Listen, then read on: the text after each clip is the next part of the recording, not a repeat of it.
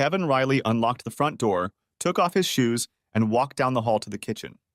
He had just driven his wife, Carrie, to the airport where she was to board an 8-hour commuter flight to the state capital. It was her 3-day bi-weekly business trip to perform secretarial duties for her boss, Bradley Knox III, or as Kevin always called him, Trey. Every time he used that nickname for her boss's pretentious official name, Carrie reminded him that her boss couldn't stand him. Although he never admitted it to his wife, it was one of the reasons he always found a way to slip that nickname into the conversation. She may have thought Bradley Knox III was a great guy, but Kevin didn't care for him. Something about him seemed fake. He glanced at his watch and saw that it was only 7:30 in the morning, which left him plenty of time to make it to the store by 9 when it opened. He had time for another cup of coffee, and as he poured it, he realized he had time to check his email and maybe surf the internet a bit. He wasn't much of a fan of computers or the internet, but he'd discovered that email was a good way to keep in touch with some of the people he'd gone to trade school with. There were 4 of them, and they had all studied together, learning the intricacies of diesel mechanics. The other 3 took jobs out of town, and he was lucky enough to get a job with one of the big heavy equipment sales and service firms right here in his hometown. In his 30S, Kevin was one of 3 head mechanics and had a crew of 5 under him. Just because he led the group didn't mean he didn't have to pull wrenches with the rest of them. He still got just as dirty as they did, even though he mostly dealt with fuel systems. Kevin liked his job, even though it could mean unexpected overtime and having to work out of town sometimes. At least he didn't have to travel as much as Carrie did. She'd only been working at the law firm of Crosby and Knox for 6 months, getting the job a week after she'd completed the advanced training required to move from a real estate clerkship to a higher-paying legal secretarial position. She and Kevin had met in college when they were each learning their craft. That was over 8 years ago, and they have been married for 6 years now. When they were married, Kevin had just started working in a store, and Carrie was hired as a secretary at a local real estate firm.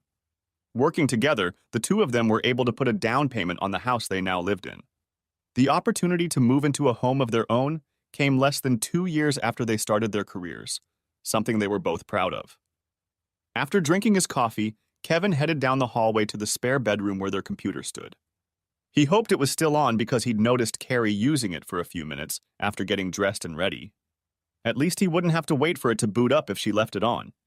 As he entered the room, he watched the picture they had used as a screensaver slowly move across the screen in its haphazard journey across the face of the monitor.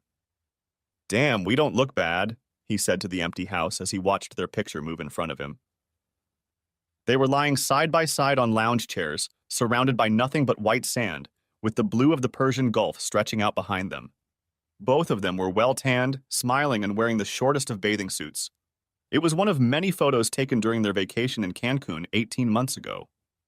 Both were wearing sunglasses, so you couldn't see his gray eyes or Carrie's blue eyes, but you couldn't see much behind them. Carrie's blonde hair was lighter than his sun-bleached light brown hair, and his tan almost matched. When the 2 of them lay in the chairs, you couldn't tell she was 4 inches shorter than he was. He didn't want to use the picture as a screensaver, but Carrie wouldn't let him use one of the pictures that had been taken when they spent the day on the resort's nude beach. She was afraid that her parents or someone else she didn't want to see would somehow enter the room when the picture was on the screen. Having listened to her concerns, he'd left the photos in a secure folder hidden behind a password.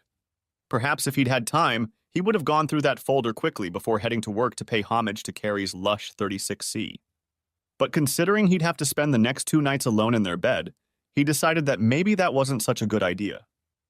After watching their photo move from the right edge diagonally to the top of the screen, he finally clicked to remove the splash screen.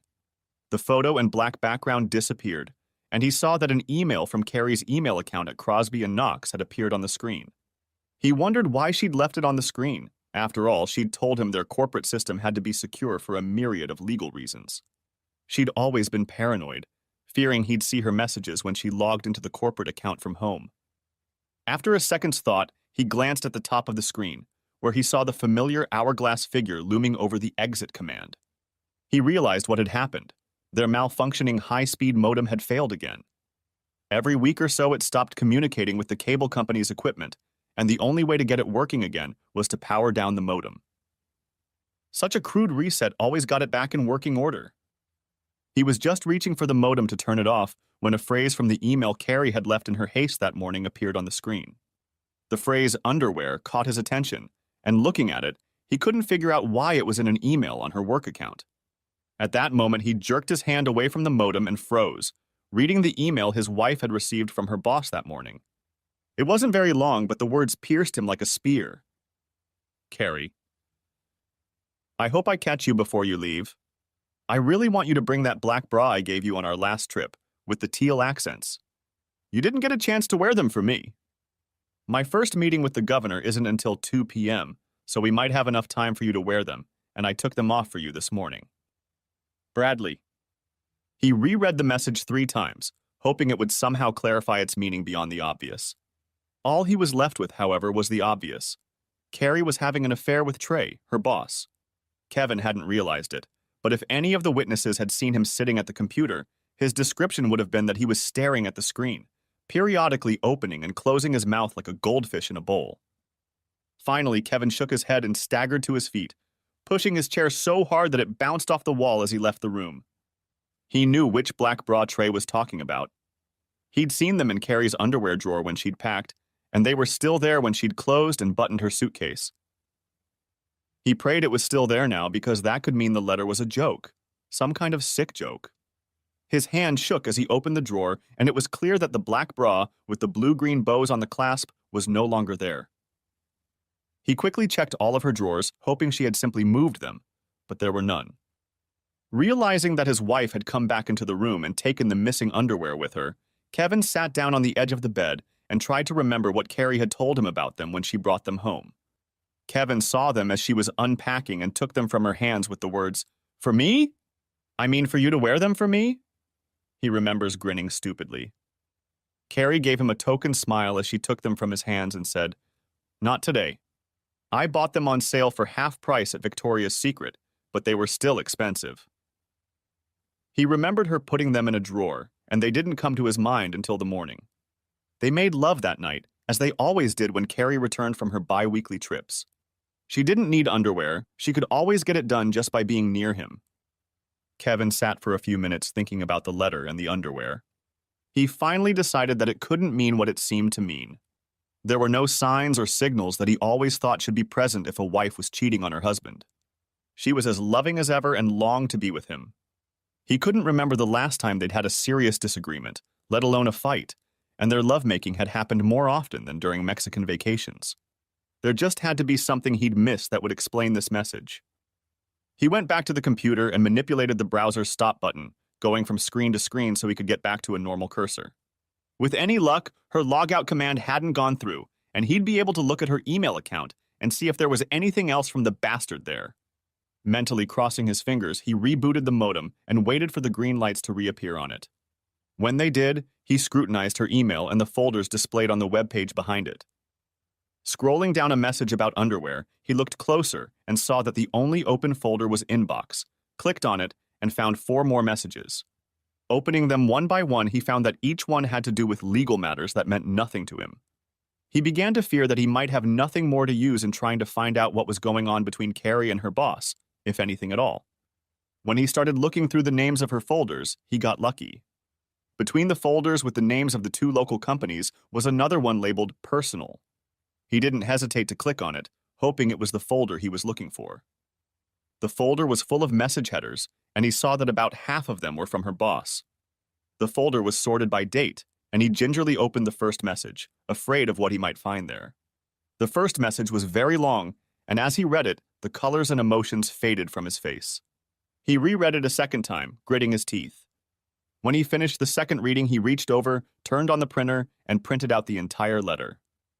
While the letter was printing, he happened to glance at his watch and saw that he would be late if he didn't leave for work immediately.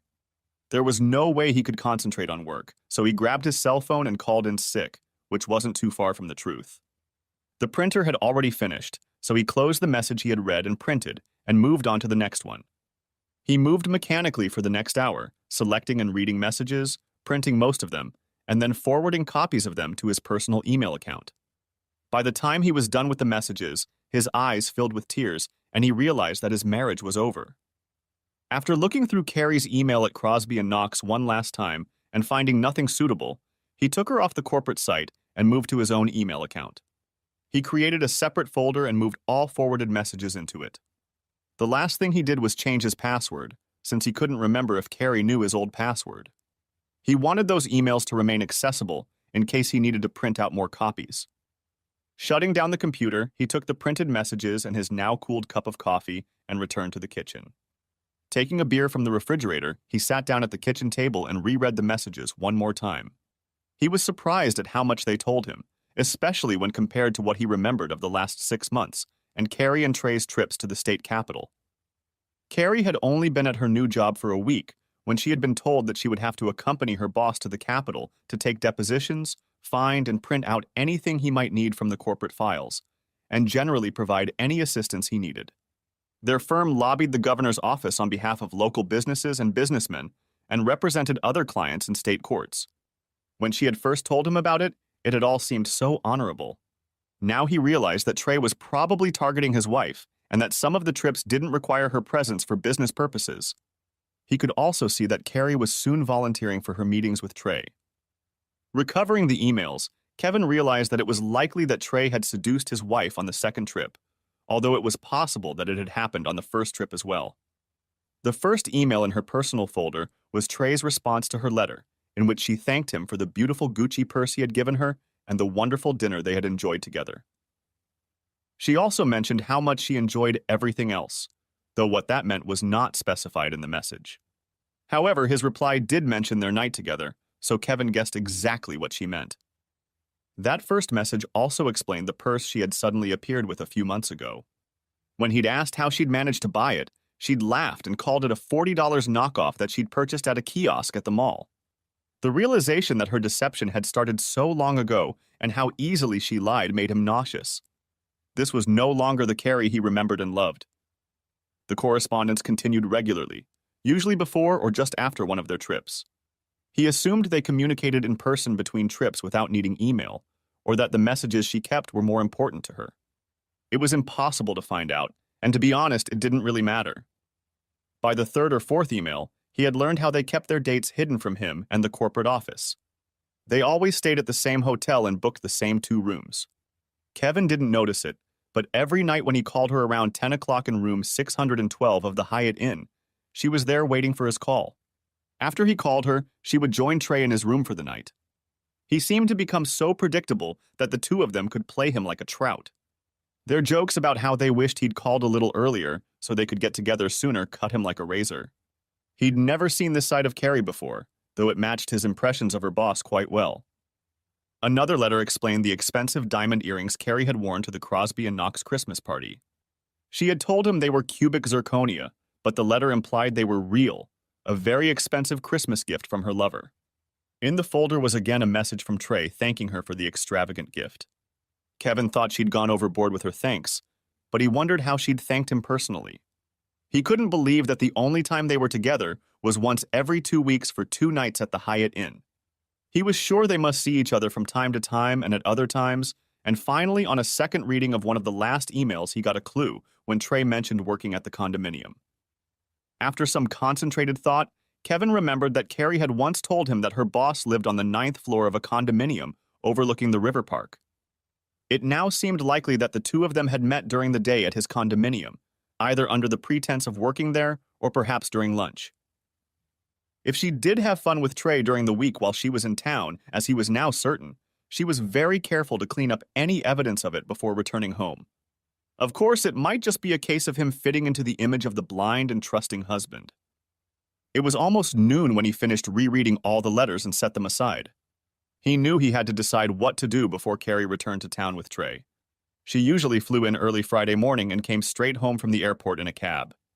Most of the time, she would call him at work to let him know she had gotten home safely. Ironically, the biggest danger had already caught up with her while she was out of town. Kevin slowly got up from the kitchen table and grabbed 2 more bottles of beer from the refrigerator before heading into the living room, where he stretched out on the couch with the first of the bottles in his hand. He noticed it was already noon and wondered where the time had gone.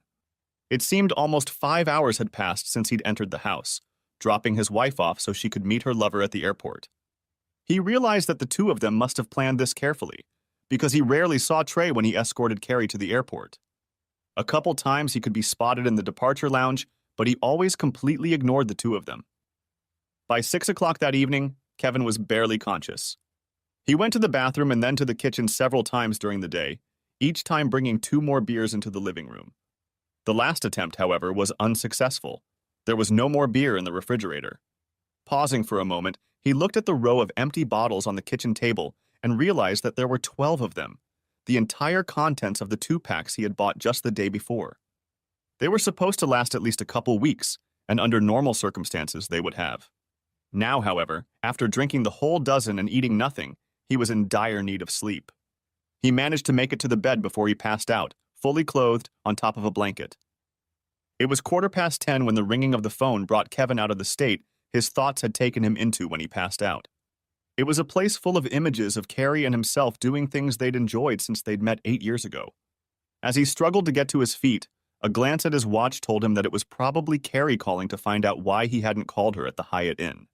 Everything he'd learned came over him with renewed vigor, and he decided to wait until she got home to confront her. The answering machine was just starting to pick up the call when he picked up and said, "Hello? Is that you, Carrie?" "Yes, it's me." "Why aren't you calling? You always call at this time? Is something wrong?" He could hear the concern in her voice, and he wondered why. In anger, he almost said he was sorry for not letting her get to Trey's bed on time, but held back and replied, "I'm sorry, Carrie. I fell asleep." A flicker of hope flashed through his mind that the tone of his voice hadn't given away his true feelings. But then he wondered why he should even bother with that.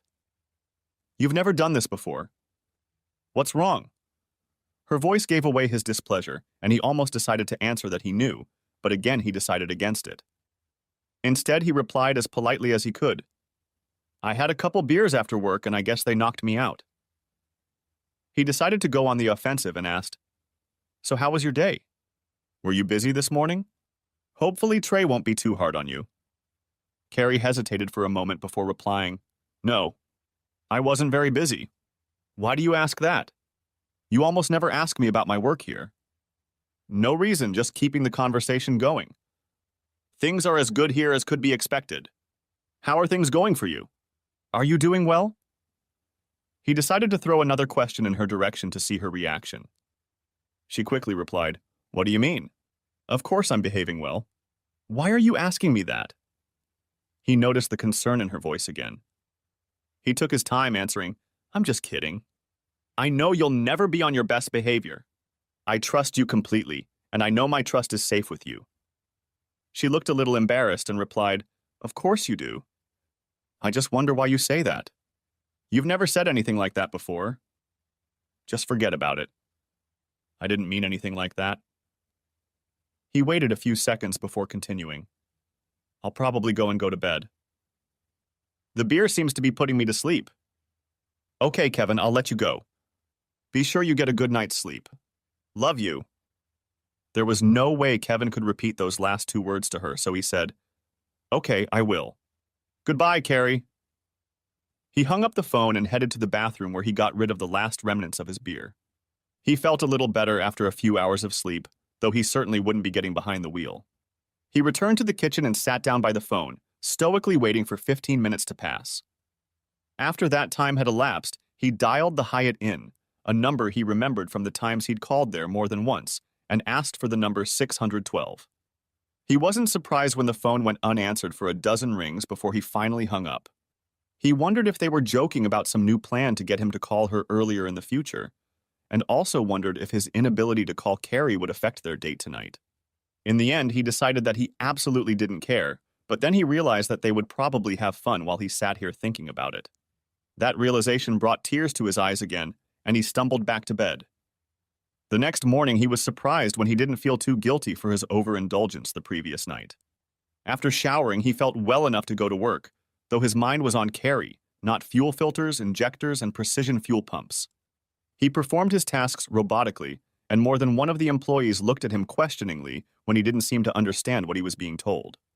He was very glad when the day was over. All his thoughts about Carrie and the fact that she was cheating on him with her boss solved nothing. On the way home, he bought a couple burgers and fries, not the kind of food he usually ate. He had no appetite, though, so it didn't matter what he ate. He washed them down with 2 bottles of beer out of the 6 he'd grabbed on the way home. He knew he couldn't drink a dozen beers every night, so he purposely set aside the second six-pack he'd started to pick up at the cash register. At 8 o'clock, he called room 612 at the Hyatt Inn, but after 10 rings, there was no answer. Email told him that Carrie was only in the room from 9:30 to 10, the usual time for his nightly calls. As an experiment, he called the room every half hour, making his fourth call at 9:25. None of the calls brought an answer, and after 10 rings, he hung up each time. The last time he called at 9:45, Carrie answered the second call. "Hey, Kevin. Looks like you didn't get any sleep tonight. You're calling just in time. I was just about to get under the covers to get a good night's sleep, but I thought I'd better wait for you to call." She laughed. "I didn't sleep tonight, Carrie. I was just watching TV and waiting for it to be time to call you. How about you? How did you spend your evening?" He hoped she wasn't alarmed by his question. He knew he'd asked her questions like that many times before, so he didn't think she'd be perplexed as to why he was asking. "I was doing the same thing you were doing, Kevin. Just lying here watching TV. In fact, I just turned it off. Before that, I took a long, hot bath." She was very talkative, and it seemed to Kevin that she didn't suspect him at all. "That's good, Carrie. You should be well rested for tomorrow night. We'll have to think of something to keep you busy when you get back." She giggled and said, "So you're already making plans, huh? I can't wait." They talked for another 5 minutes without saying anything important. Kevin realized she was telling him one lie after another and finally said, "I have to go. I have a couple more things to do before I go to bed. I'll see you tomorrow. Bye." "Bye, sweetie. I'm looking forward to tomorrow night. Love you." Kevin hung up without saying another word to her. He waited again for 15 minutes, patiently glancing at his watch before calling room 612 of the Hyatt Hotel, and again the phone went unanswered after 10 rings. The next day, Kevin showed up for work at the usual time, but excused himself early after lunch. He wanted to be home when Carrie arrived from the airport and be ready to meet her. He had no idea how that would happen, but he knew they weren't going to spend the night under the same roof. One of them would find a new place to live before nightfall, and it didn't matter to him which one it was. He was home a little after 1 o'clock and knew he'd probably have to wait about an hour before she arrived. Considering how lousy he'd felt when he'd found out what was going on, it surprised him how patiently he waited for her now. It was like an emptiness had formed in his chest, and he knew tears were just around the corner. But by an effort of will, he forced himself to get through the next couple hours with a sense of dignity. He spent hours going over their entire life together in his mind, and all he could remember were the good things. The letters and what happened after he found them seemed to belong to another universe. They didn't fit into any of his memories of Carrie. He was standing at the kitchen sink when he heard her open the front door. A moment later, he heard the wheels of her luggage rolling down the hallway, approaching him in their last seconds as a couple. When she entered the kitchen, he thought she didn't notice him. "Kevin, what are you doing here? Why aren't you at work?" There had been surprise on her face when she saw him, but now it was replaced with concern. "I've been waiting for you, Carrie." He spoke very smoothly, without any emotion, and his face was in the same state. She looked at him with even more concern and replied, "You've been waiting for me. Why?" He did not answer her, but instead picked up a stapled bundle of letters and threw it on the table in front of her. She glanced at him once more and then reached for the papers.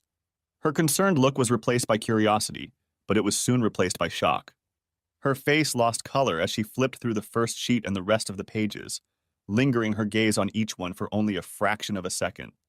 When she reached the last one, she threw them back on the table and stood like that for a few moments while the color slowly returned to her face. She didn't look at him, saying, "Well, you know." After hesitating for a few more moments, she continued, "Where did you get it from?" "It's from my email at work." Modem? It was all he could manage to get out, as he had to stop to get his emotions under control. Carrie thought quickly and nodded her head. "The modem broke again, and my email stayed on the screen, didn't it?" When Kevin found the ability to speak calmly, he said, "Yes. If it hadn't been for that, I probably never would have found out. You've been very good at keeping this whole affair a secret." Carrie said nothing more and seemed to think for a moment, then slowly turned around and pulled a cell phone out of her purse. A few seconds later, she was already speaking into the receiver, standing with her back to Kevin. "Kevin knows. Doesn't matter how he knows, does it? Yes. I'll call a cab. I'll meet you there. Bye. She closed the phone and partially turned to Kevin, then said, I'm going to leave. I'm sorry you found out this way. I'll be back tomorrow for the rest of the stuff. She turned to leave again, taking her travel bag with her. Kevin looked at her back in disbelief and exclaimed angrily, That's it? No explanation at all? You're only sorry that I found out this way? Carrie replied, What's there to explain? I've been with Bradley so much in the last 6 months that being with him completely must become the norm very quickly. He's been so good to me. You can't compete, Kevin. I'm so sorry. Tears that were close to the surface came out when Kevin said, Good for you. What's all this money he's spending on you? I know about the purse, earrings, and some other things. Is that what this is about? He had to stop talking because he was starting to lose control of his words. Carrie hesitated before answering. Gifts are only part of the deal. Bradley does everything upscale, and I'm ready to live upscale. After she finished speaking, she walked down the hallway to their bedroom and stayed there for almost 5 minutes, while Kevin tried to pull himself together. He found it very hard to believe that this was all about what Trey was capable of giving her. He knew they were still years away from any semblance of an affluent lifestyle, but the Carrie he knew never complained. Was he really that wrong about her? When she returned from the bedroom, she had a fully stuffed garment bag in her hands. She must have hailed a cab from the bedroom because just as she reached the kitchen, 2 short car horns sounded in front of the house. Without further conversation, Carrie gathered her travel bag and walked out the front door. Kevin silently followed her, watching as the cab driver hurried down the sidewalk to pick up her luggage. She got into the cab and waited for the driver to pull away before casting a quick glance at Kevin. He wasn't sure, but he thought she was crying. When he got back to the kitchen, Kevin asked, What the hell just happened here? There was no one to answer, so he sat down at the kitchen table and tried to work out the situation with his once loving wife. The next day, Saturday, Kevin was still in shock and couldn't believe that Carrie had walked away from their marriage, their home, and him so easily. Just after noon, she called and said she was coming to pick up the rest of her things. When she arrived, her father was with her, bringing their van and a few empty boxes. While the two of them carried the boxes into the bedroom, Kevin made his way into the living room and sat quietly on the couch. A few minutes later, Kevin was joined by Carrie's father, Joseph Kane. They sat in silence for several minutes before Kevin spoke. Did she tell you what's going on? Asked Kevin. Her father looked a little embarrassed, but finally replied, I'm sorry, Kevin. She seems to have made up her mind already. Her mother and I don't understand why she would want to leave you for her boss. We've never met the man, but he must be really wonderful to be a better choice than you. Kevin was still confused and said, I guess it's just a matter of what he can give her. That's all she said, and it doesn't make any sense. He looked at his father-in-law and continued, I know it sounds wrong, but that's all I can say. She didn't tell me she loved him, or that she stopped loving me. Joseph was quiet for a moment, but finally asked, Does it really matter? Kevin thought for a moment before answering, No, I guess not. She's been sleeping with him regularly for months now. I can't forgive that, even if it seemed like she wanted to. The two men continued to sit in silence until Carrie came out and said, I have everything I want to keep. Anything else you find, you can do what you want with it. Give it away or throw it out with the trash. There were tears in her eyes as she took a quick glance around the living room, then proceeded to walk outside with one of the boxes. Her father followed her with another and then returned a few more times to pick up the remaining boxes. When they left, Kevin returned to his bedroom and noticed that there were still a few of her things in the closet that Carrie had been using. He opened the drawers of the dresser that belonged to her and saw that there were a few things in there as well. The underwear drawer still held a few sets that he remembered giving her for birthdays and Valentine's days. He picked up one of the bras he'd given her and threw it back into the drawer in disgust. She could at least take them with her and then throw them away. It feels like she wants to rub herself against it. He went to the kitchen and grabbed a couple of green garbage bags. After a few minutes, he folded the remains of her clothes into them and tied them up to give to the needy. Another bag with the makeup and toiletries she'd left in the bedroom and bathroom went in the trash. An hour later, there was no sign left in the 2 rooms that Carrie had ever lived in them.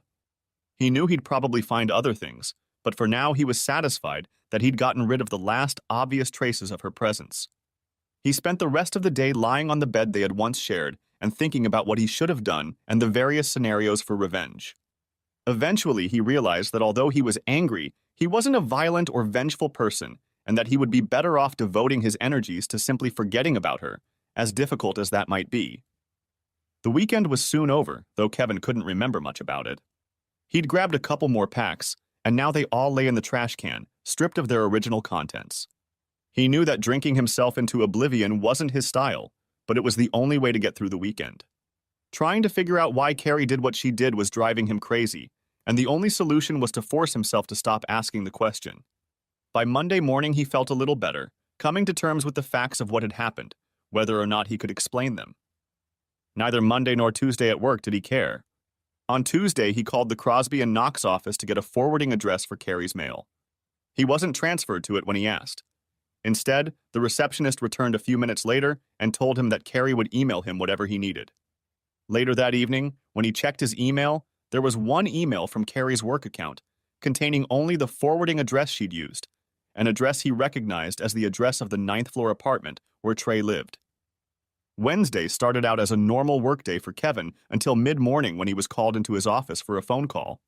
It was his bank demanding that he do something about a mortgage payment that had just defaulted on his account. After a few minutes of heated discussion with the bank's loan officer, Kevin discovered that both of the bank accounts he and Carrie maintained now had zero balances. A few more questions revealed the fact that a total of almost $20,000 had been transferred out of those accounts on Monday. Kevin found himself in a money crunch, and although he could hardly afford it, he put things on hold for the time it took to try and sort out the mess. The first thing he did was to go straight to the law firm of Crosby and Knox. He was furious with Carrie and was going to insist that half the cash be returned to the accounts. In his opinion, she had stolen almost $10,000 from him. He was on edge when he entered the law office, bypassed the receptionist, and headed straight for Carrie's desk. She didn't see him coming and looked up startled when he started talking loudly to her from 10 feet away. "What the hell are you doing embezzling from both of our bank accounts?" "I want half of that money back now." Bradley Knox III took a moment to step out of his office to see what was going on, and as soon as Kevin saw him, he changed course toward the lawyer in the three-piece suit. Kevin managed to get within 2 feet of him, but at that moment his office door slammed shut. He heard the deadbolt turn as he rattled the doorknob. Obviously, talking to Trey wasn't going to happen anytime soon. He quickly turned around to Carrie, just in time to keep her from leaving the table. She quickly sat back down in her seat, her face and neck flushed heavily and a look of embarrassment on her face. "Well, where's my money, Carrie? What do you think you're doing? Is this all so much about money that you're willing to take something that doesn't belong to you?" Kevin was practically shouting by now, and people all over the office were listening to him and began to discreetly gather nearby, eager to see what was going on. Carrie finally found her speech and said, "I'm taking the money, and you can have the car, the house, and the furniture." She rummaged through the pile of envelopes and packages, waiting for the courier, and pulled out an envelope which she slipped into his hand. "Here's everything, and if you want to argue, get a lawyer. I was really hoping you'd get this before you found out the money was missing, and I think you'll find it's quite fair." No sooner had he opened the envelope than 2 security guards ran up to him, both with tasers hanging from their belts. One of them said, "You'd better leave right now. If you don't leave immediately, you will be charged. We are authorized to use these tasers, so don't defy us." Kevin realized that if he didn't do as they said, it wouldn't lead to anything good, and turned to leave, saying, "You've turned into one money-hungry bitch. I don't understand how you could have changed so much. The Carrie I remember wouldn't have acted like this." He cast another glance in the direction of Carrie's boss's locked office and shouted, "Stay in your office, Trey, you coward." He noticed that several of Carrie's co-workers chuckled at his remark, clearly enjoying the timid lawyer's reaction to Kevin's visit. Walking back to his car, he opened the envelope. He soon realized that Carrie had given Trey all the details of their assets and liabilities, and he had entered them into a spreadsheet that seemed to show that if she took the cash and he kept the car, house, and furniture, everything would be split equally between them.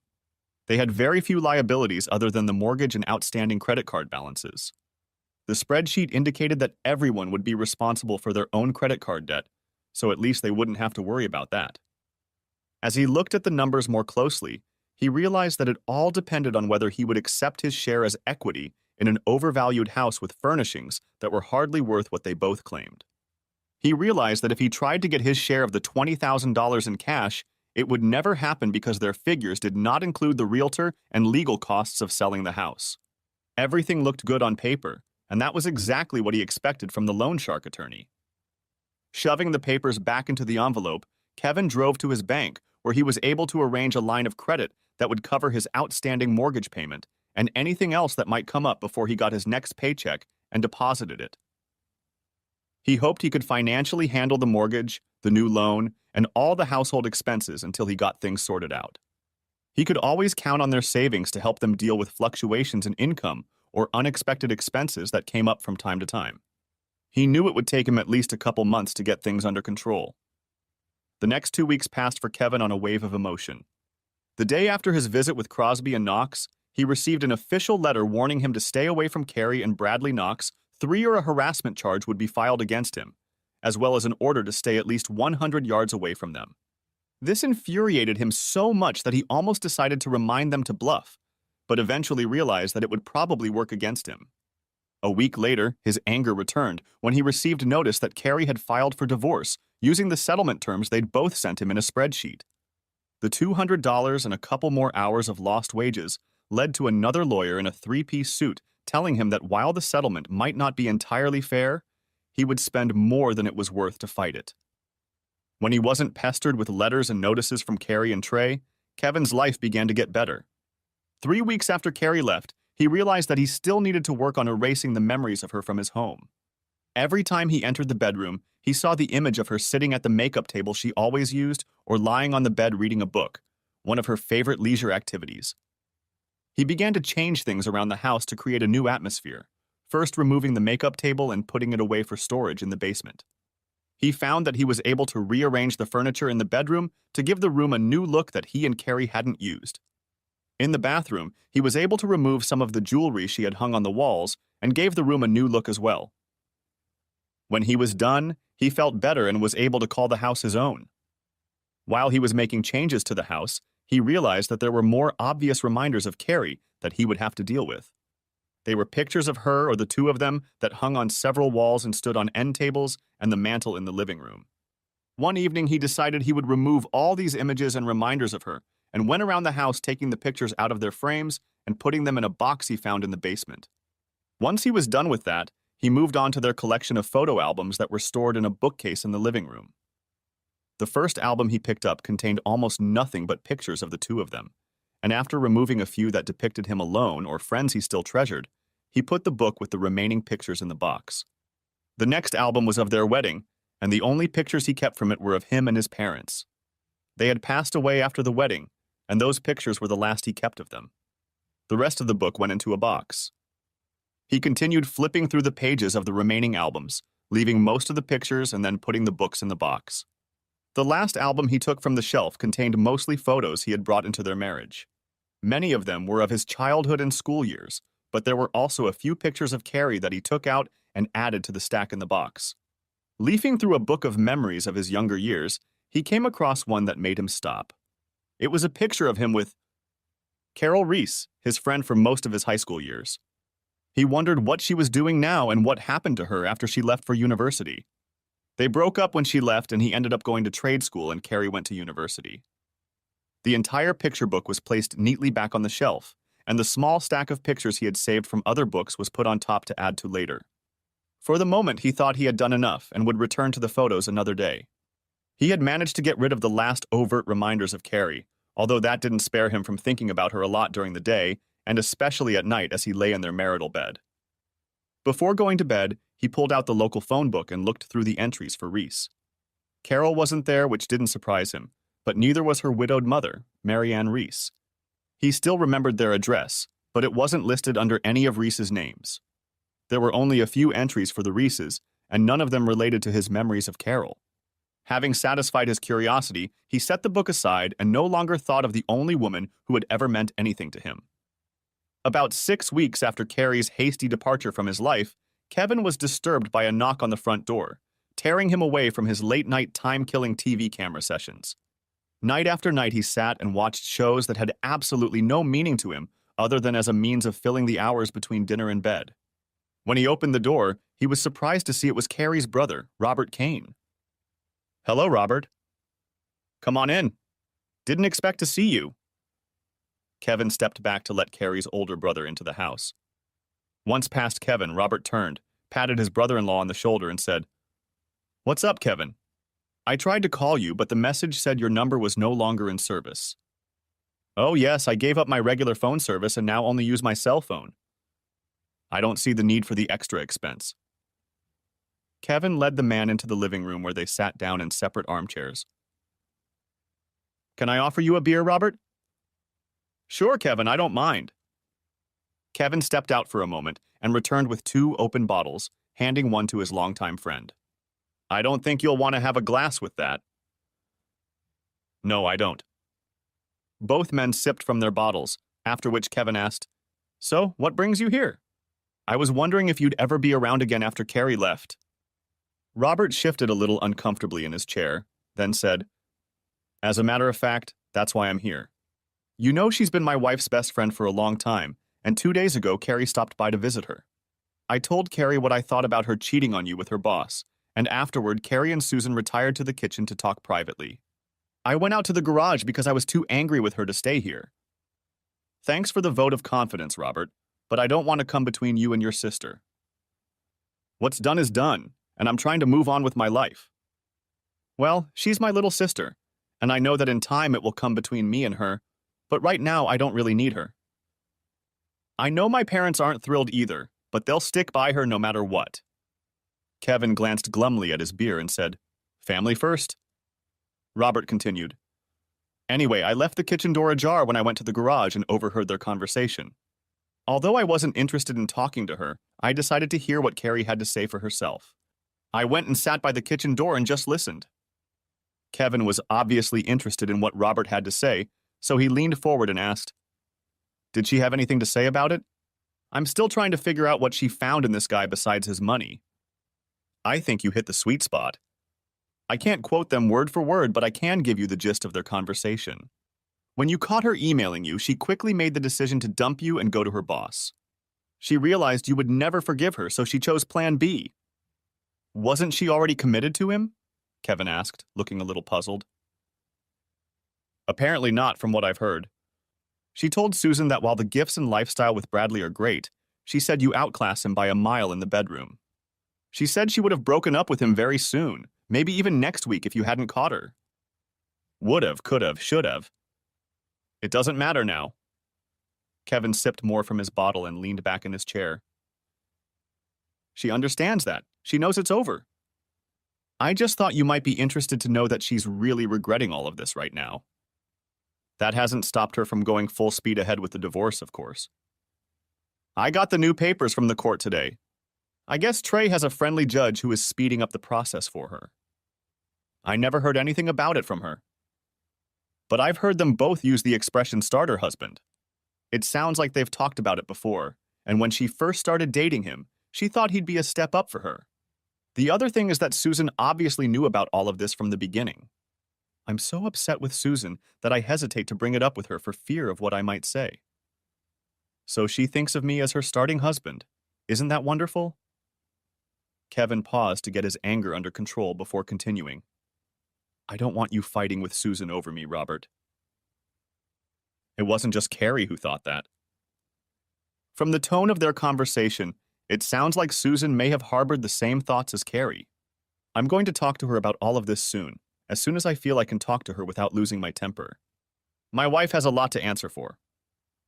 The conversation continued for another half hour, after which Robert got up to leave. He added a few more minor details from the overheard conversation, but nothing of significance to Kevin, who was still thinking about his starter husband when he finally fell asleep a couple hours later. The next day after work, Kevin stopped by one of the larger grocery stores that were on his way home. He decided it was time to start eating healthier, something better than the fast food he had been eating for the past 6 weeks. He had just had time to put the card on the checkout line when the cashier asked, "Aren't you Kevin Riley?" Kevin looked up and immediately recognized her as a former classmate. "Hi, Wendy. I didn't realize you worked here." "It's been a while." They continued their pleasant conversation while Wendy checked his order. After paying, Kevin asked, "Wendy, you were very friendly with Carol Reese. Have you heard anything about what became of her or her mother?" Wendy thought for a moment before answering. "I remember hearing that she had gotten married, but that was years ago. Her mother still lives in the same house, although she remarried a few years ago." "I haven't heard that. Do you know Mrs. Reese's new last name?" Wendy thought a moment longer and replied, "Smith, I think. Perhaps Smitherman or Smithson." Agreeing to meet sometime for coffee, the old friends said their goodbyes. Returning home, Kevin was in a better mood than he had been in a long time. Meeting an old friend had brought back many fond memories, and he was grateful for any opportunity to take his mind off of thoughts of his soon-to-be ex-wife. After cooking himself a healthy dinner, he went for a short jog for the first time in weeks to warm up for what he decided would be his new nightly routine: proper nutrition followed by regular exercise. Shortly after returning from his jog, he decided to look up Carol's mother's phone number and soon found it in the phone book under the name Smithers. Realizing that time was of the essence now, he dialed the number. Soon, Kevin was already on the phone with Marianne Smithers and got straight to the point. "I was hoping to get Carol's address. I thought I might write to her just to say hi. I was just on my way out to see her. Her name is Carol Jansen now, and you don't need to write to her, you can just call her." She gave him the phone number and added that Carol was now a widow. Since she was in a hurry to leave, they said a quick goodbye. After their conversation, Kevin found Carol Jansen in the phone book and noticed that her address was in an area of town known as a disadvantaged, low-income neighborhood. He was quite surprised by this and wondered why Carol would live there. He decided that one day he would be sure to call her. Over the next few days, Kevin changed. His new healthy lifestyle affected his attitude towards life, and he was now much more upbeat at work. He began to imagine that life without Carrie was possible after all. Just as he was beginning to come around, a new letter from Carrie got him thinking. It was a very short letter consisting of just one line that simply said, "I never thought of you as a starter husband." It was obvious that Robert and Susan had discussed what Robert had been pondering when he left Kevin a few days ago. Susan had apparently relayed the information that Robert had overheard the women talking and passed it on to Kevin. That message brought back to Kevin everything he had been trying to forget. After pondering her message for a few minutes, he sent her a reply. "Actions speak louder than words." She never responded to that comment. Almost exactly 3 months after Carrie left their home for Trey, Kevin received the final divorce papers. Trey's apparent ability to get those papers through the system surprised him. Returning from his usual run, he celebrated his status as one of the newly divorced with a single glass of cold beer. After finishing it, he went to his computer and sent Carrie a text. "You got what you wanted." It was the last email between them, and she never responded to it. Later that evening, after rereading and putting the divorce decree away in a folder, Kevin decided it was time to call Carol Jansen and say hi to her. He had thought about calling her several times over the past few weeks since he had been given her number, but wasn't ready to take that step yet.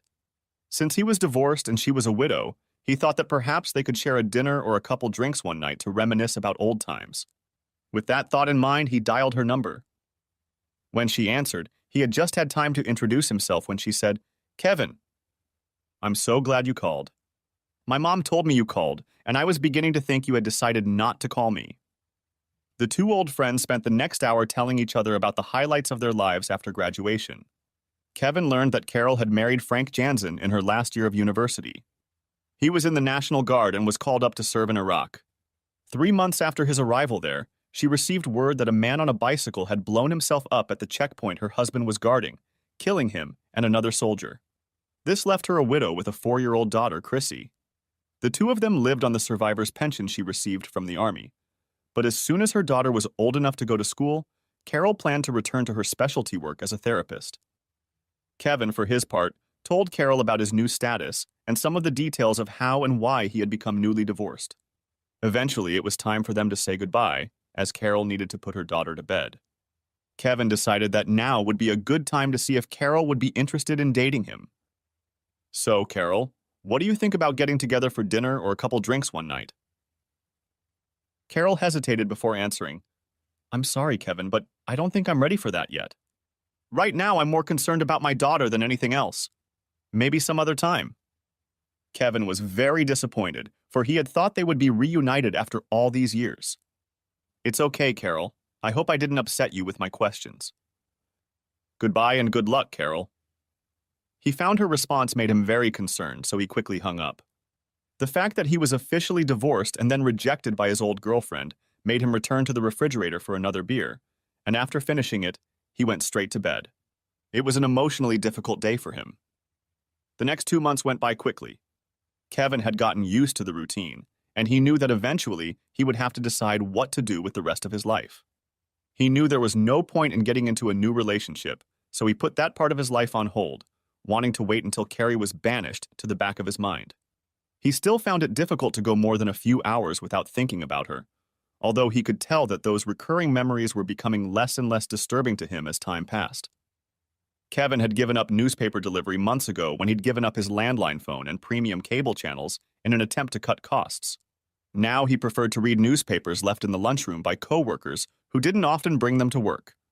Occasionally he listened to the local news on the radio, but again not on a regular basis. It was in this uninformed state that he went to work that morning. During his morning coffee break, he was having a lively working conversation with another mechanic when one of them threw a newspaper in front of him and said, "You better read this, Kevin." Kevin picked up the paper and read the headline, "One dead, one in critical condition." The accompanying article told of a fatal accident the night before on the road, leading away from the local country club. The driver lost control of the car, and it went into a ditch where it rolled over several times. The driver, identified as Bradley Knox III, was ejected from the car. The passenger, Carrie Riley, suffered serious injuries and is now in intensive care at a local hospital. The police report indicated that alcohol may have caused the accident. After rereading the article twice, Kevin threw the paper back to the man who gave it to him and said, "Can't say I'm sorry to see him dead. I hope Carrie pulls through, but other than that, I think I care about her too much to worry." The man looked at him carefully and then said, "Are you sure, Kevin?" "I know her leaving hit you hard. You were pretty much useless around here for a while," he said, laughing. "Yeah, I'm sure it did. Reading that article proved it to me. Now I have only normal human compassion for her. I have not the slightest desire to rush to her bedside." Reading that article was a turning point for Kevin. He could now admit to himself that he had indeed experienced the memories of Carrie and felt as if a weight had been lifted off his shoulders. As much as he felt sorry for her and her parents, he was happy that he had reached the point where he realized he could move on with his life. Over the next few days, local news outlets confirmed that Bradley Knox III was under the influence of alcohol when he drove off the road. In the same reports, Carrie was still unconscious and in critical condition. Kevin's reaction to this news was to invite one of the secretaries over for dinner, which they both enjoyed. He was very pleased to be enjoying the woman's company again. They made no plans for future dates, but it was enough for Kevin to know that he was completely out of the rut he had been in for so long. About 2 weeks after the accident, well after it was no longer news, Kevin answered a late evening knock on the door and found Robert Kane there. He invited him in, and soon both men were sitting in the kitchen, each with a cold bottle of beer in his hand. "What brings you here, Robert?" "It's been a while." "Nothing much, Kevin." "I was in the neighborhood, as they say." "I was sorry to hear about the accident Carrie was in. I think it's very disturbing to your family. There hasn't been anything in the papers lately. Is she feeling any better?" Robert took a long sip of beer before answering. "Yes, it's been terribly hard on Mom and Dad. She had a pretty serious head injury when she was thrown back while the car was moving. Thank goodness she was wearing her seatbelt. That jackass she was riding with didn't buckle up and she paid for it. Looks like Carrie paid a big price for his decision to drink and drive. Someone should sue his estate for her injuries." Robert sighed and said, "Yeah, Dad and I talked about that. Carrie is still in a drug-induced coma. She had to have major brain surgery because of the blow to her head. Once the swelling goes down, they will take her off the drugs and see if she comes out of the coma or not. They don't make any guarantees. I didn't know she was in such bad shape. The news always just said she was in the ICU. Tell your parents hello when you see them." Robert looked at Kevin and said, "I will. Thanks for your concern. They were actually wondering why you didn't stop by the hospital. I tried to explain to them that you have your own life now and Carrie is no longer a part of it." Kevin laughed softly and said, Yeah, I think I've been able to move on with my life now. I went on my first date in years the other day.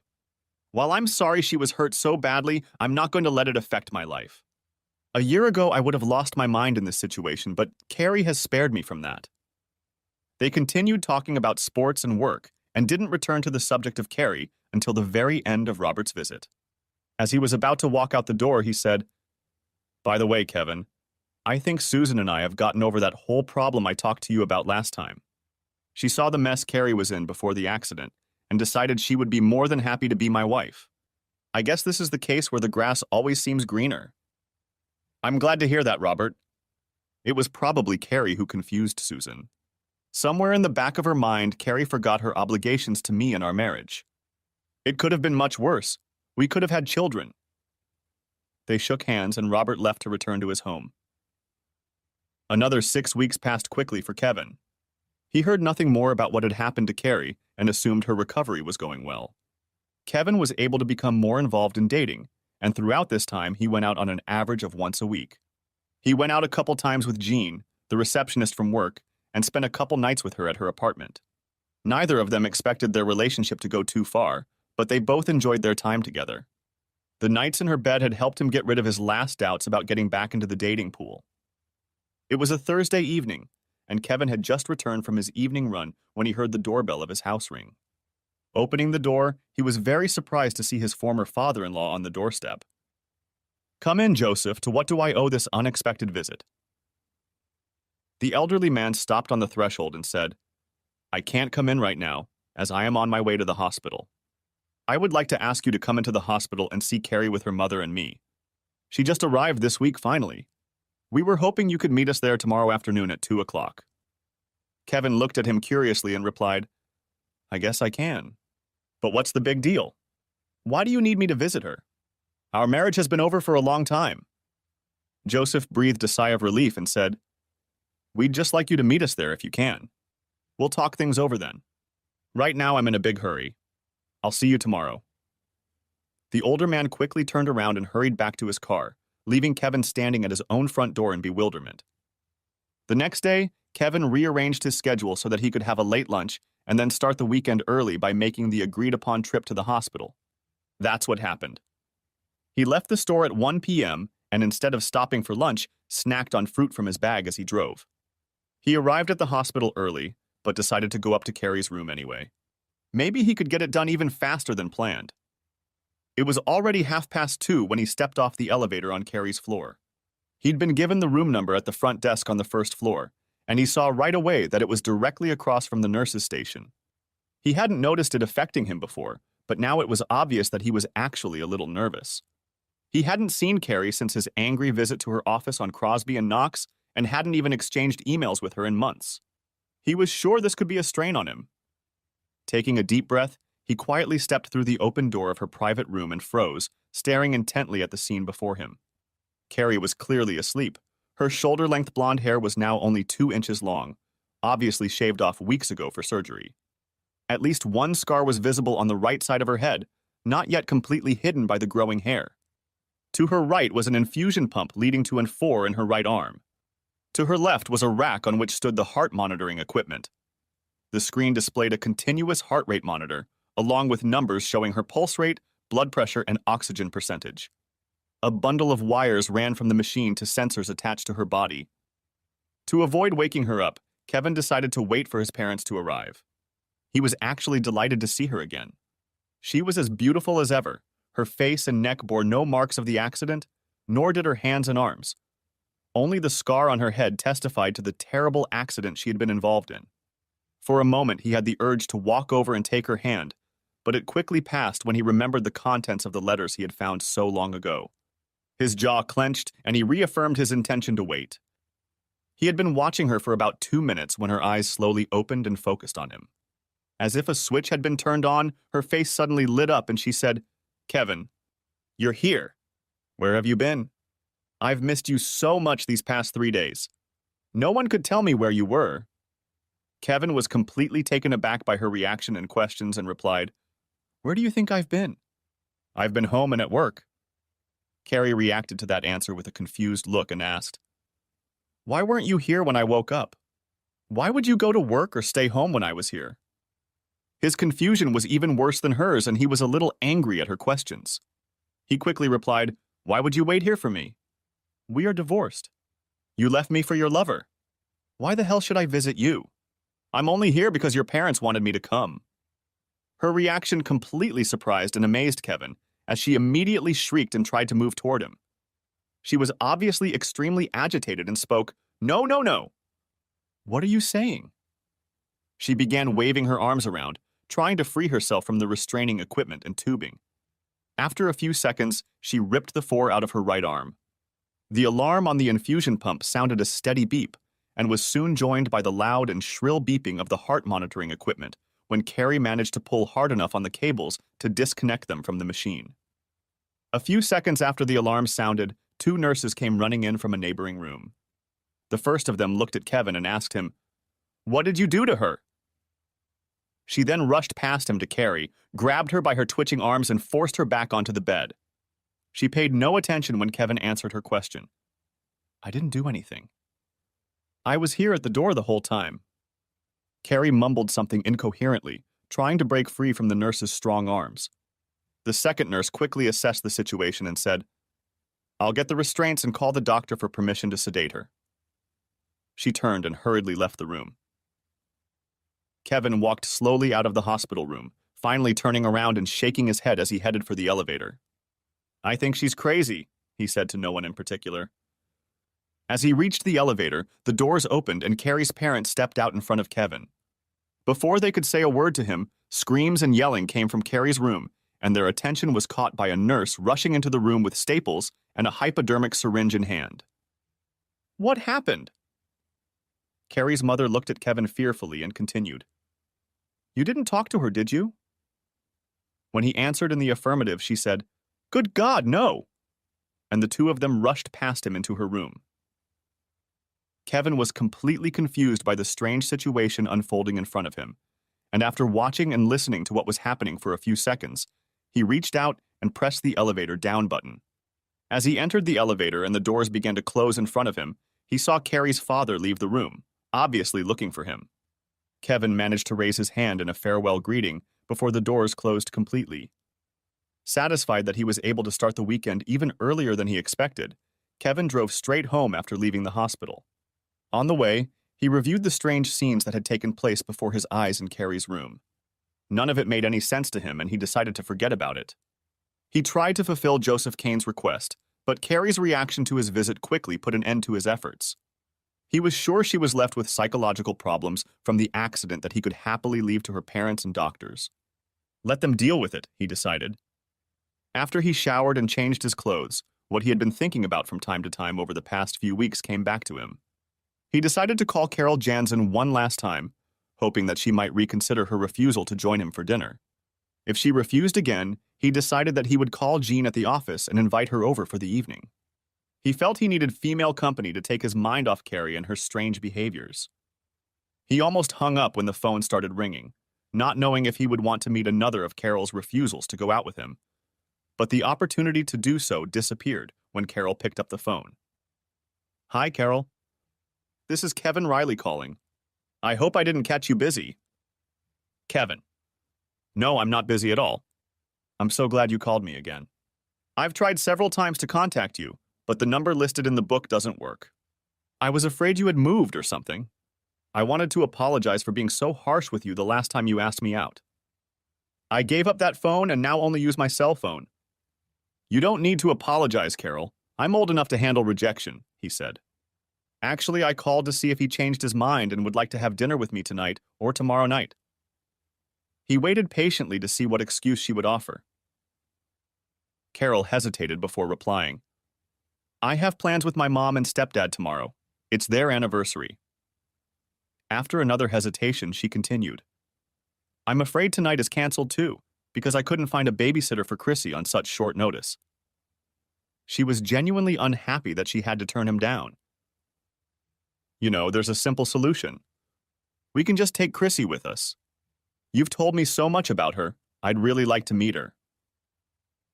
After that, Kevin decided that if she made any more excuses, it would be clear that she wasn't interested in going out with him.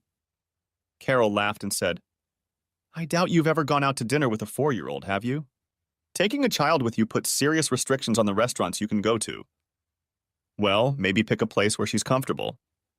I just know I'd like to take you out, and a family restaurant seems like a great option. He waited patiently for her answer, realizing it was now or never.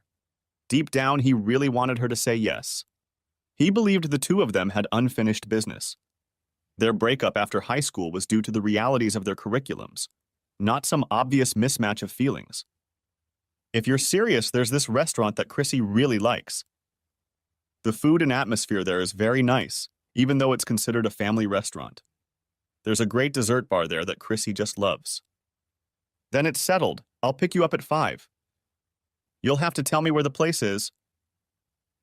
Kevin was very pleased, and his pleasure was evident in the tone of his voice. Carol was excited too as she replied, You don't mind taking Chrissy? Are you sure about that? Kevin laughed and replied, Absolutely. If she's anything like her mother, I'm sure she'll be a pleasure to hang out with. I've always found you to be one of the most polite and well-mannered people I've ever met. They continued to banter with each other until Carol said it was time for her to leave to get them both ready to leave. Kevin was thrilled to be on the phone. He was happier than he had ever been in a long time. He sincerely hoped that their evening would be everything he had envisioned it to be. Later that night, as he lay in bed waiting for sleep to fall over him, Kevin was going over the details of his date with Carol and Chrissy in his head. He lay there smiling, pleased with how well it had turned out. Now he was looking forward to Sunday morning, for he had agreed to accompany them both to church, a Sunday ritual he had weaned himself on years ago. It wasn't that he was anxious to hear the sermon. It was just that he wanted to spend more time with the 2 Jansen women he had just invited to dinner. He remembered the beginning of their evening as he pulled up to the apartment building where Carol lived. He was shocked by the beautiful woman who met him at the door, so changed in so many little ways from what he remembered of her. Their last meeting had been over 10 years ago. Her dark hair was now cut short, which suited her well. For some reason, she seemed taller, but he was sure it was just an artifact of his memory. She had gotten fat in all the right places, but the beautiful smile and dark eyes he remembered were still there. The first time he saw her, it took his breath away. Chrissy looked like a miniature of her mother, with the same dark hair and eyes. Carol said she had her father's nose and chin, though Kevin thought to himself that even in those areas, she looked more like her mother. Chrissy shook his hand gently when they were introduced, and he noticed that she was scrutinizing him closely. So closely that Kevin wondered if the child would object to him showing interest in her mother. He had heard of several cases where incompatibility with children doomed any relationship between their parents and a potential suitor. His fears were quickly dispelled when Chrissy agreed to hold his hand as they walked from Carol's car to the restaurant. They used her car so they wouldn't have to swap the car seat for their own, and he drove while Carol got her bearings and Chrissy gave comments from her seat in the back. By the time they reached their destination, Kevin had grown quite fond of the skittish girl.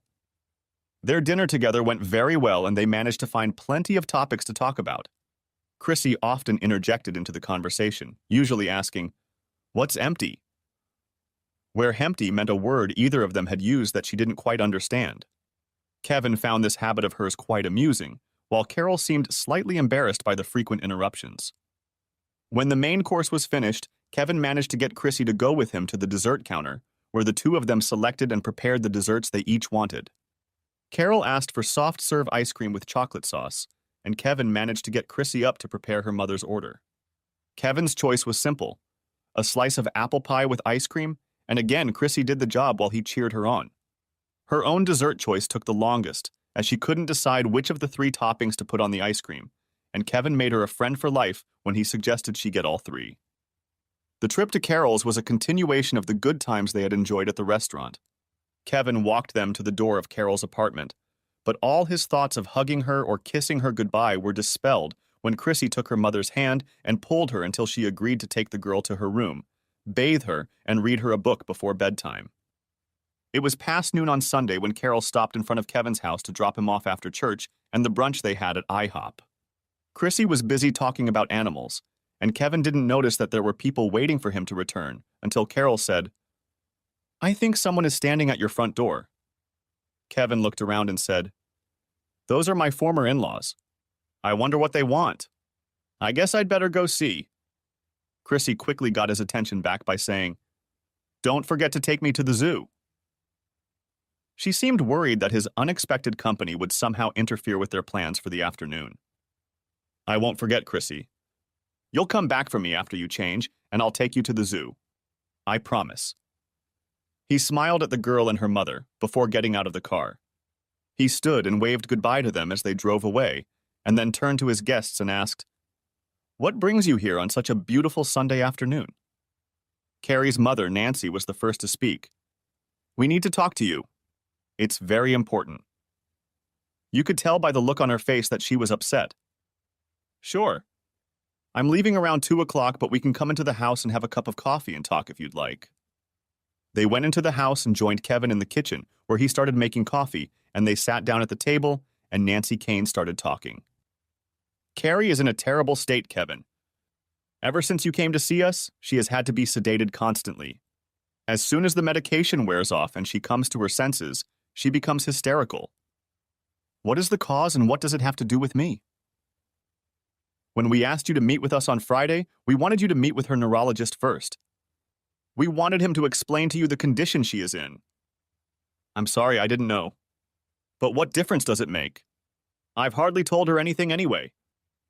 Nancy whimpered, and her husband took her hand before she continued. "The problem is that you told her about her affair and the divorce.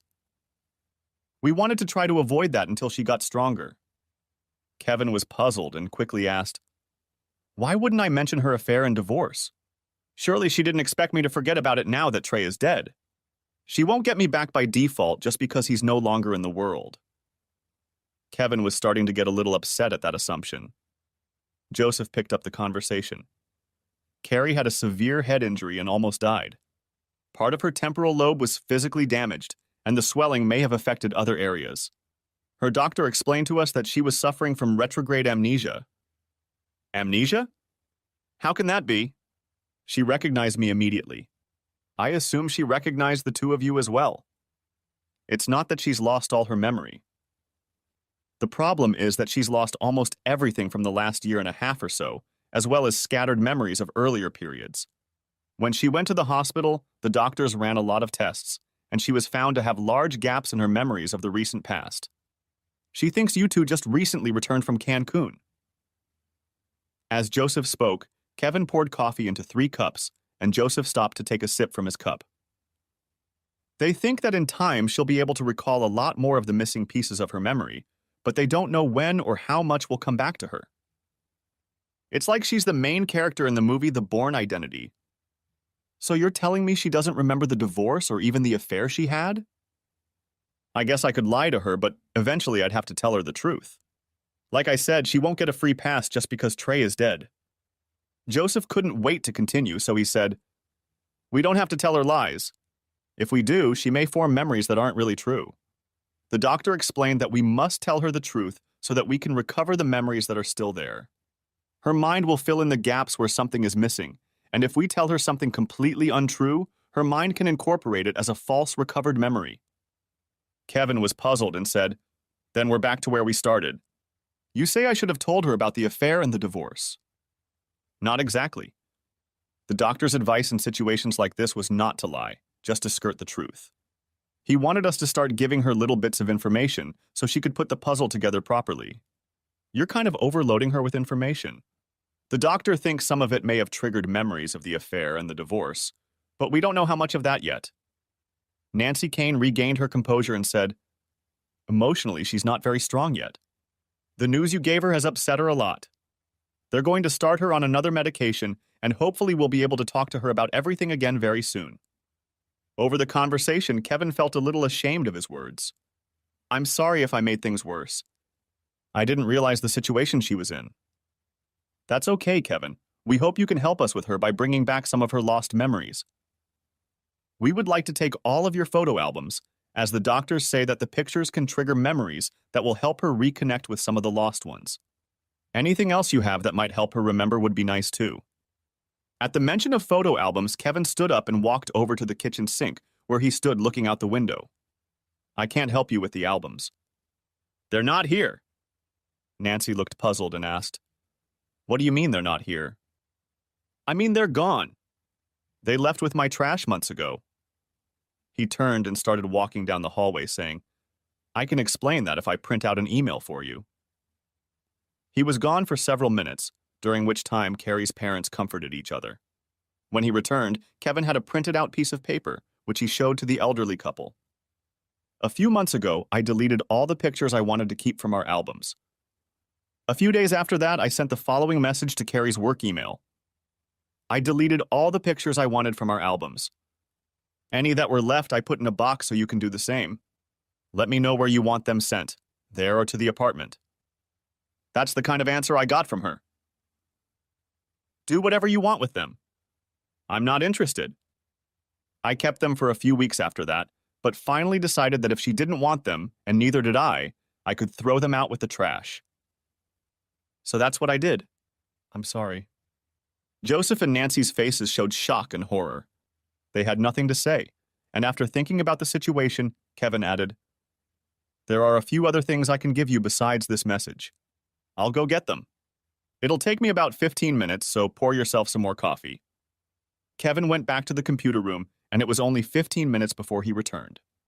When he returned to the kitchen table, he was holding a stack of papers and a CD in a box. I printed out the entire group of letters I used to find out about the affair. Perhaps if Carrie reads them, they'll bring back some of her memories on the subject. He placed the stack in front of Nancy, who reached out to take them and begin reading.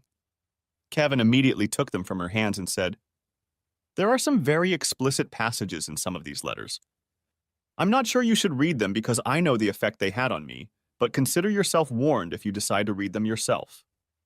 He added copies of all the legal letters that had been sent to him, including the warning letter after his visit to the Crosby and Knox office.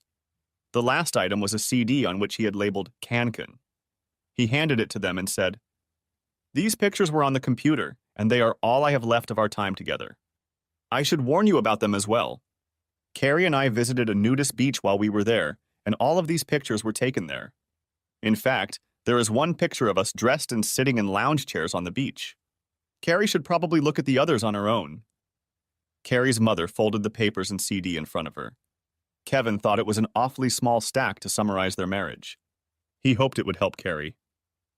They sat in silence for a few seconds before Nancy said, I don't think you're going to want to come to Carrie and talk to her about everything that happened between you two.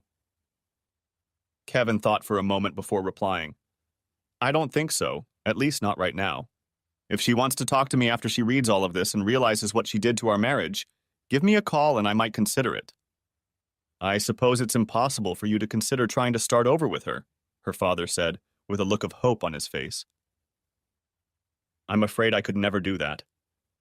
I've spent all these months trying to get rid of my feelings for her, and I can't risk that she might turn around and do all that to me again. She chose Trey's wealth and position in society over me, and I can never give her the opportunity to do that to me a second time. Something in her nature allowed her to do that, and I can't believe that a blow to the head could have changed that trait of her character. Even if I could believe it was possible, I just wouldn't take the chance. Joseph and Nancy agreed that they understood his feelings on the matter, but they thanked him for offering to talk to Carrie later if she wished. The three of them were walking out the front door, exchanging parting words, when Carol and her daughter appeared in the driveway. Chrissy immediately informed the older couple, We're going to the zoo. We're going to see the elephants. The Khans were quick to greet mother and daughter, and even quicker to appreciate them before getting in their car and driving away. Apologizing for not being ready, Kevin invited Carol and Chrissy to come inside and wait while he changed. He was ready in just a couple minutes, and the happy trio were soon on their way to the zoo. Another month passed, and Kevin was happier than ever. He met with Carol and Chrissy at least once a week, but there was no way they could find a way to turn their relationship into a sexual one. Chrissy had managed to quash the idea several times out of her own free will. Her inability to sleep when he was in the apartment was beginning to frustrate Kevin. It must have been frustrating for Carol as well, since she suggested that they find a babysitter for their next date. That day came, and Kevin looked forward to it. They made plans to watch a movie and hit up a popular bar for some dancing, and Carol's mom agreed to watch Chrissy. The happy couple was leaving Carol's apartment that evening. It was the first time they had been able to get together as a couple. The movie and dance went very well, and at midnight Kevin suggested they stop by his house for a cup of coffee since they were nearby. Carol agreed with a smile, but warned him that she couldn't count on her mother staying late. As they entered the house, Kevin said, "If you prefer wine instead of coffee, I have several bottles in the basement." When Carol agreed that was a good idea, he quickly pulled out a bottle for them to try. They had already been sipping wine and dancing to his large CD collection for half an hour when Kevin led her back to the living room couch. After a couple of the sweetest kisses, he pulled out of her embrace and picked up his cell phone. "What are you doing?" Carol asked with a smile on her face. "I'm starting to like this already." Kevin pressed a finger to her lips and said, "Give me a minute. I want to talk to your babysitter." Carol was shocked and tried to grab the phone, saying, "Don't bother my mother." "Why are you calling her?" She was alternately embarrassed and laughing as she tried unsuccessfully to reach his cell phone. The call was quickly answered, and Carol stopped struggling for the phone when she heard Kevin say, "This is Kevin calling." "Everything is fine, but I'd like to ask you something, Mrs. Smithers." "Okay, Marianne. I was wondering if you were anxious to get home. I was hoping Carol could stay a little later." "I understand." "Good. That sounds wonderful." More time passed without speaking, almost a full minute before Kevin said, "I really like the way you think, Marianne." "Yes, I will tell her exactly what you told me. But she won't have to wash the sheets. I'll do that." Another short pause followed before Kevin continued. "I'll see you then. Have I mentioned how much I like the way you think? Goodbye, Marianne." Kevin laughed, ending the conversation, and Carol looked at him in confusion. "What the hell was that, Kevin?" Kevin gave another very good laugh before saying, "I'll tell you what we talked about. I think I'm going to really like your mom.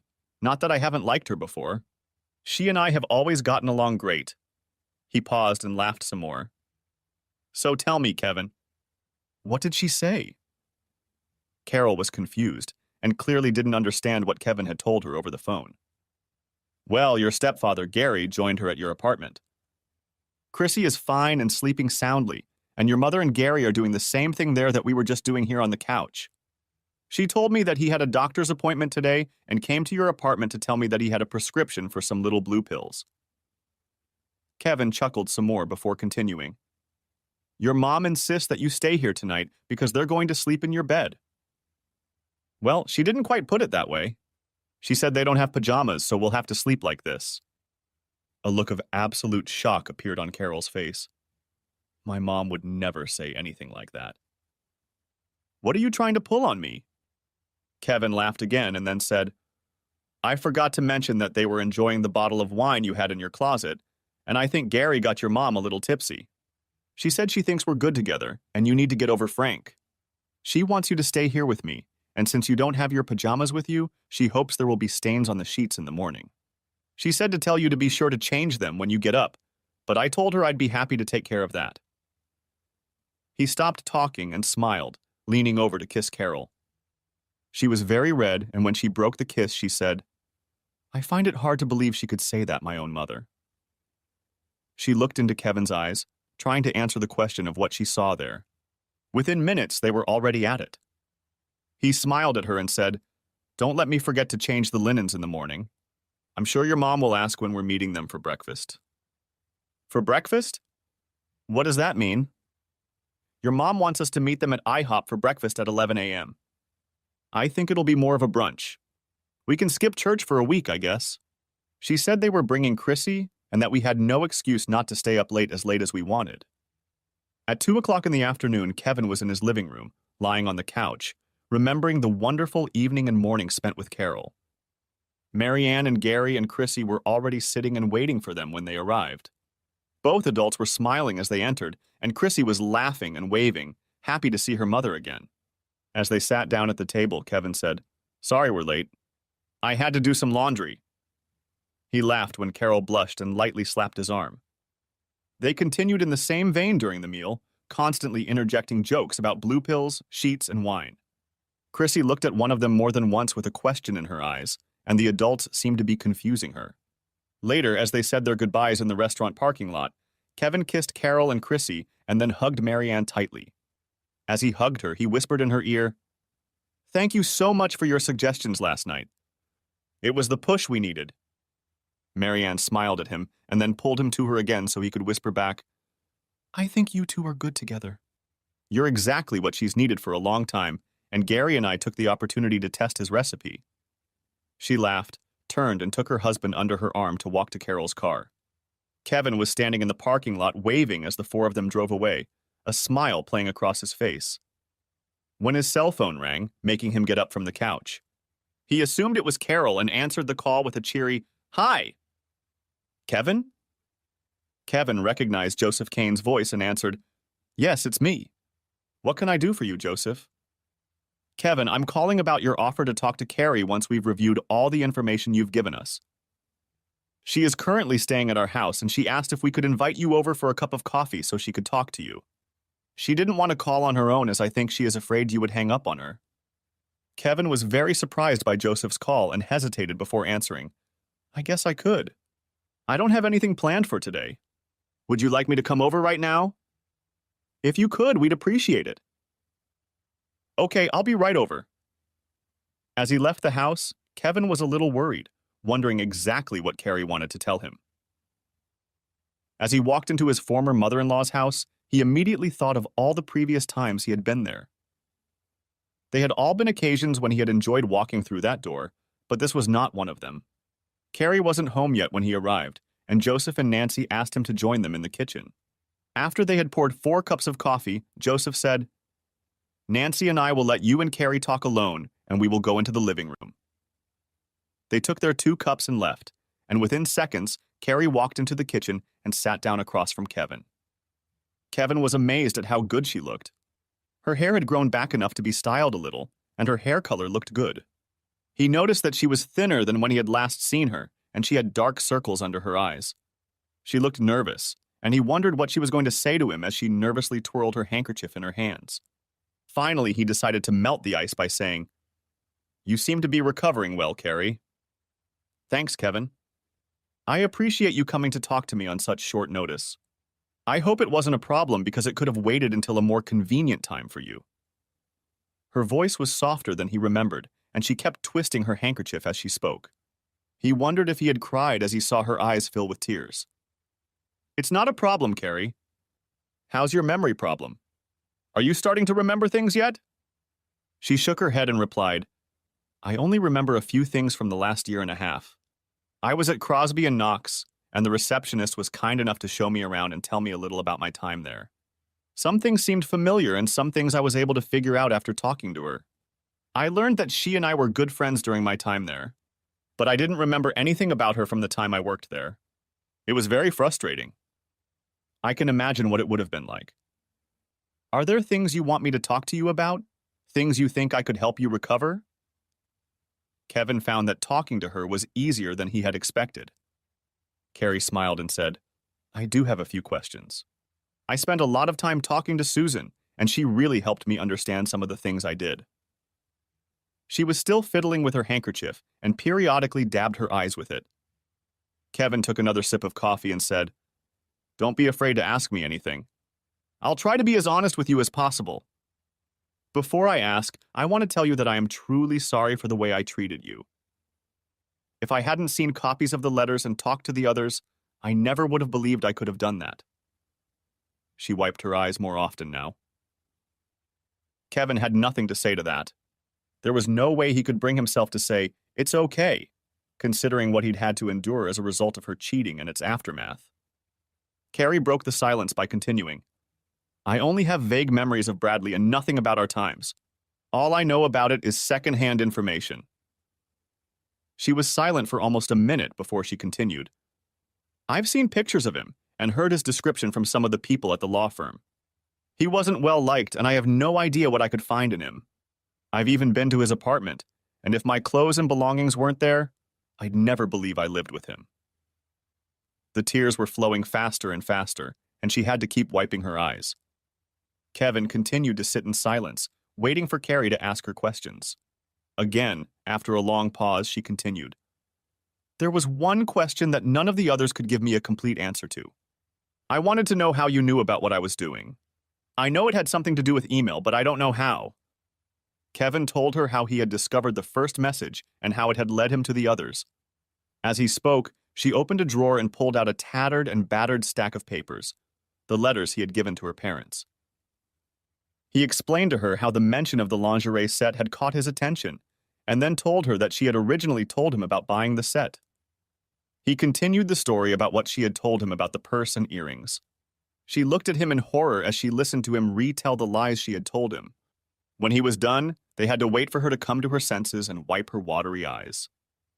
When she was finally able to do so, she said, "Forgive me for lying. I know you think it's easy for me to say this, but I really do." A few minutes later, she asked, "While we're on the subject of letters, can you tell me about the one where Bradley and I were joking about my chauffeur?" "I wish you hadn't asked. Where you joked that your chauffeur would get you to him, you're talking about me. Every trip you made to the state capitol, I drove you to the airport and carried your luggage to the check-in counter. I delivered you to him and even carried your bag with the expensive lingerie you were going to wear for him. You both thought it was funny." Just thinking about that bit of information he had gleaned from the emails made him angry again, so he continued, "You both weren't just joking about it. You both also talked about how you would have to talk me into calling your hotel room at the beginning of the evening." He went on to describe how he always called around 9:45 and how he was able to prove that she was not in the room before or after his calls. It was easy for her to see that he was still angry about this. She started to cry again, but after a couple minutes she was able to say again, "I'm so sorry, Kevin. I just can't understand how I could have done that." Kevin took a long sip of coffee before he continued. "It's all in the past now, Carrie. I still get upset when I remember some things, but I've had plenty of time to get over almost all of it." The conversation drifted away from the subject of the letters and moved on to her medical condition. She explained to Kevin that she was having infrequent seizures and the doctors were trying various medications to control them. Emotionally, she couldn't think about work and had already permanently resigned from Crosby and Knox. Her parents were consulting with an attorney, and she expected them to start a lawsuit against the insurance company and Bradley's estate for the injuries she sustained in the accident. After about 15 minutes of small talk, Kevin announced that it was time for him to leave. "Before you go, Kevin, I wanted to ask you if you think we could go on a date. I know you'll probably never be able to forgive the new Carrie who betrayed you so horribly, but I'm the same old Carrie again. I don't remember cheating on you or anything like that. Maybe if we went out to dinner or some other date, you could fall in love with the old Carrie again someday." She said all of this quickly, wanting to get it all out before he could say anything to stop her. Kevin thought about what to say before answering. "I'm sorry, Carrie. There is no old or new Carrie in my mind. There is only one Carrie, the one I fell in love with, and then lost to Trey. It took me a long time to get over her, but I'm happy with where I've come to. I know that's not what you want to hear, and I understand that." As he spoke, she began to cry quietly again. When he got up to leave, she asked, "Did you find someone else?" He hesitated again before answering, not knowing how his words would affect her. "I think so, Carrie. I think so. Is that the dark-haired woman with the little girl?" A look of surprise appeared on Kevin's face when he said, "Yes, that's her. How did you know?" "My parents saw her when they were in the house. They told me about her." Carrie was still wiping her eyes as she said this. Finally, she said, "You deserve someone who will treat you better than me." After she finished speaking, she turned and ran out of the room. Kevin left the room and was gone long before Carrie's parents realized that he and Carrie were no longer in the kitchen. A month later, on a sunny Saturday afternoon in April, Gary and Kevin used a rented truck to move Carol and Chrissy from their apartment to Kevin's house. Things were going so well between them that they decided to find out that they were meant to be together. Chrissy was excited to have a yard to play in her own big room. Kevin's computer had been moved to a corner of the living room, and the room it was in was now freshly painted and decorated for a little girl. There was a large box in the garage with a child's playset and swing set waiting to be assembled. The three of them began to attend church regularly every Sunday, and soon Kevin noticed that Carrie's parents didn't attend the same church very often. He didn't give it much thought when, 4 months after Carol moved in with him, the minister announced that they were getting married this coming Saturday and that anyone from the congregation was welcome to attend the wedding. They decided that a small, informal wedding was what they needed and chose their church rather than City Hall for the ceremony. Chrissy was thrilled that she would be her mother's only flower maid and that she would soon have a new father. Kevin was quick to let her know that Frank Jansen would always be her father, but that he would be happy to be her father. He and Carol agreed that Chrissy would keep her father's last name even if they made a legal adoption. Kevin insisted that the sacrifice Frank had made would not result in him losing his only child, and Kevin and Carol spent an hour on the phone with Frank's parents, explaining their upcoming wedding and their plans to keep Chrissy in the Jansons' lives. The conversation ended with a promise to visit Chrissy's paternal grandparents for a week for the rest of the summer. Kevin couldn't wait to meet them, and they decided that this trip could be their honeymoon. Their simple wedding ceremony went off without a hitch, and friends and family gathered at the church. It was obvious to some that Carol was pregnant, and Chrissy made sure that everyone in the church knew that she was having twin brothers. It was hard to tell what Chrissy was more excited about, the impending arrival of two brothers or the fact that Kevin was now her father. A week later, when Kevin was changing the exhaust system before a trip to visit the Jansons, he ran into his former brother-in-law, Robert Kane. He was surprised to learn that Robert and Susan had accompanied Carrie to the wedding the previous week. They had only stayed until the end of the service, as Carrie had found it much more difficult to be there than she had expected. Kevin, for his part, had a hard time understanding how Carrie could have come to his wedding. Why did she want to be there? I know how upset she was when I told her about my affair with Carol. Seeing us get married must have kept her busy. Robert replied, Now she's trying to get over you as you are over her. She thought that watching you get married would make it easier for her to move on with her life. It bothered her a lot, but she said she was glad she went. The men continued to make small talk until Robert said, I almost forgot to tell you. Carrie's claim against Bradley Knox's insurance company has been settled. Since it doesn't look like she'll ever be able to work again, she managed to get almost $2 million. Part of the deal was that she would get his apartment, so that's where she lives now. We couldn't figure out why she wanted to do this, but she said she hopes living there will help her regain lost memories. Personally, I don't think that's likely. The doctors seem to think she has recovered everything that can be recovered. I'm afraid the constant reminders of that asshole won't be good for her mental state. Considering he's dead, you're remarried, and she only remembers the good times spent with you. I think it's a mistake. 2 years passed quickly for Kevin and Carol. Their two sons, Frank and Kevin Jr., were joined by a younger sister, Chrissy. They named their daughter Marianne in honor of her grandmother. Their house was beginning to feel cramped for their growing family, and they were already debating whether to add an addition or buy a larger one. They hadn't made a decision yet, figuring they had another year before they would be forced to make a decision. It was a quiet Friday evening when the phone rang and Carol picked it up. After a moment, she called Kevin to the phone. When he picked up, he was surprised to hear that Joseph Kane was calling. I had to call you, Kevin, so you wouldn't find out about this tomorrow from the paper. Carrie is dead. Robert found her when he went to see her today. Apparently, she died sometime yesterday. The news took Kevin by surprise, and he lost control of himself for a moment. His reaction was enough for Carol to realize something was wrong, and she stepped forward and took his hand in hers. Her reassuring touch and concerned look brought him back to the present. He was happily at home with Carol and their children. His brief reaction was caused by a flash of long-forgotten memories of Carrie, memories he knew could never be completely erased. He smiled encouragingly at Carol, then said, I'm sorry to hear that, Joseph. I would like to extend my sincere condolences to you, Nancy and Robert. Do you have any idea what happened to her? Joseph hesitated before answering. I'm afraid she killed herself. She left a note for my mother and I, but it's mostly personal things meant just for us. She wanted us to tell you that she never stopped loving you. Apparently she tried, but was never able to get rid of the memories of you. She also wanted you to know that it wasn't just you.